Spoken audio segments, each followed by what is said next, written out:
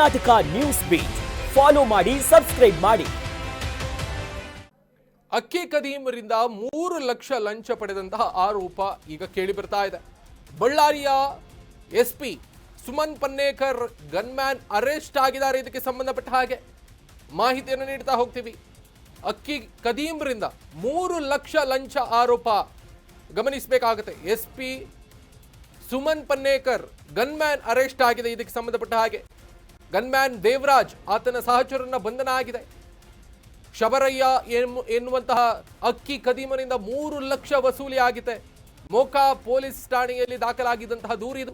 ಪಡಿತರ ಅಕ್ಕಿ ಆಂಧ್ರಕ್ಕೆ ಸಾಗಿಸುತ್ತಿದ್ದಂತಹ 2 ಲಾರಿಗಳು, ಆ ಲಾರಿ ಅಡ್ಡಗಟ್ಟಿ ಎಸ್ಪಿ ಸ್ಕ್ವಾಡ್ ಮಾಡ್ತಾರೆ. ಸ್ಕ್ವಾಡ್ ಅಂತ ಹೇಳಿ 3 ಲಕ್ಷಕ್ಕೆ ಡೀಲ್ ಮಾಡ್ತಾರೆ. ನೋಡಿ, ನಾವು ನಿಮ್ಗೆ ಅವಕಾಶ ಮಾಡಿಕೊಡ್ತೀವಿ, ಈ ಥರದೆಲ್ಲ ಮಾಡೋದು ತಪ್ಪು, ಬಟ್ ನಾವು ಒಂದು ಅವಕಾಶವನ್ನು ಮಾಡಿಕೊಡ್ತೀವಿ, ನೀವು ಎಲ್ಲಿಗೆ ಬೇಕಾದರೂ ಸಾಗಿ, ಆದರೆ ನಮಗೆ 3 ಲಕ್ಷ ಕೊಡಿ ಅಂತ ಒಂದು ಡೀಲ್ ಮಾಡ್ಕೊಳ್ತಾರೆ.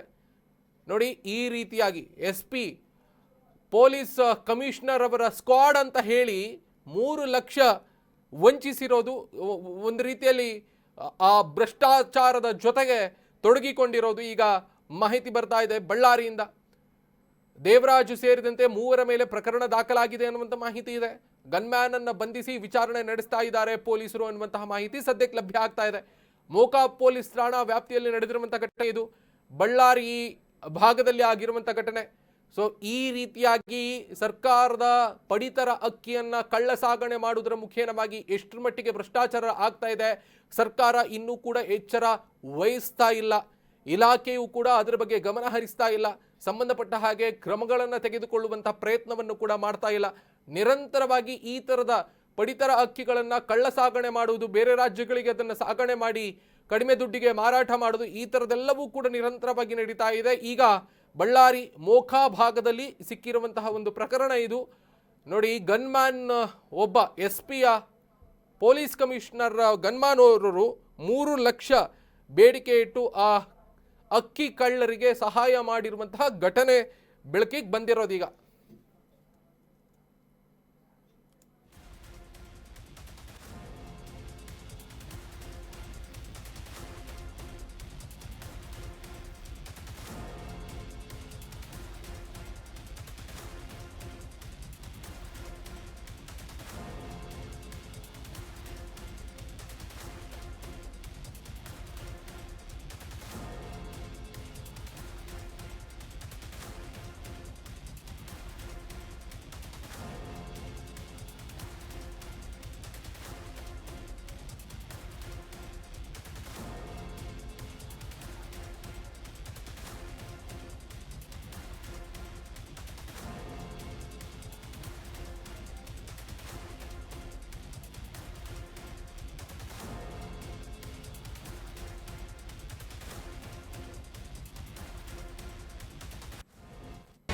ಕರ್ನಾಟಕ ನ್ಯೂಸ್ ಬೀಟ್ ಫಾಲೋ ಮಾಡಿ, ಸಬ್ಸ್ಕ್ರೈಬ್ ಮಾಡಿ.